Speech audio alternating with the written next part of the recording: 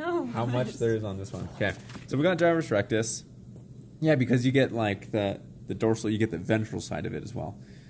So gyrus rectus, the olfactory bulb, the olfactory tract.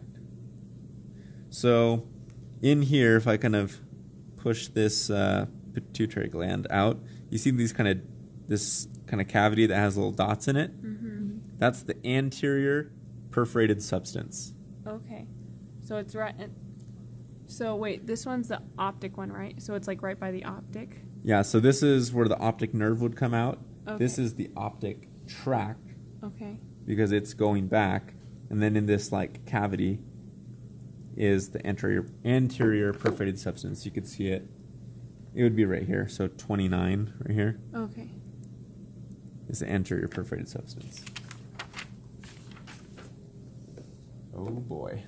The uncus is this little guy kind of protruding in. This little hill. Okay. Right here. Like it's pushing like the inward. tragus of the little brain right there. Yeah, exactly. So that little guy is the uncus. Okay. The parahippocampal gyrus is what the uncus is attached to. So this is where you can see the parahippocampal gyrus right here. Okay. But if we show it to you with the cerebellum removed, it's actually a lot longer. So this whole thing is the parahippocampal gyrus. Okay. And then the uncus is this guy right here. Okay. The inner part. Cool. The collateral sulcus is just the outside. Another C term. Another C term, yep. The collateral sulcus is just on the outside of the parahippocampal gyrus. If you think of like coworkers, kind of like there's multiple.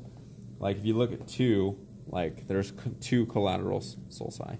So there's just like both of them right there.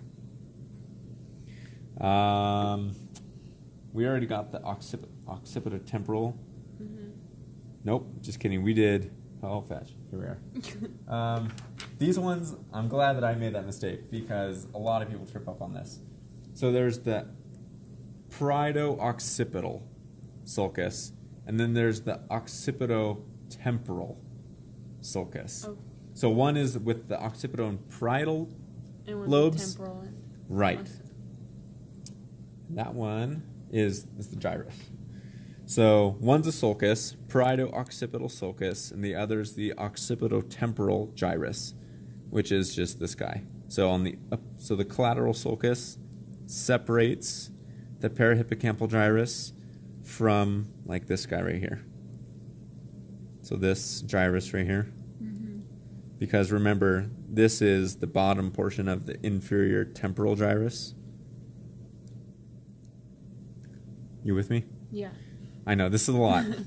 So just recap. Superior temporal gyrus, middle temporal gyrus, and then this is the inferior temporal gyrus. So beneath that right here, connecting still to the temporal lobe, going to the occipital. Okay, and that's the gyrus. This is the occipitotemporal. Okay. Occipital temporal, and the other one is Parieto-occipital. Not to be... I know, so it's like, so one is, it's talking like, it'd be nice if it was like out touching the occipital, but this is parieto-occipital, occipitotemporal. Okay. Sulcus, gyrus. Right there. Oh. Cool. You can't see it on this one, so it has to be Oh, removed. because it has this thingy right there. Yeah, the cerebellum's on it. Okay. So the optic nerves are what would come out of this. Okay. So like the stick would be the optic nerves. Okay. And then the optic tract is what's going back. Okay. So this portion is the optic tract.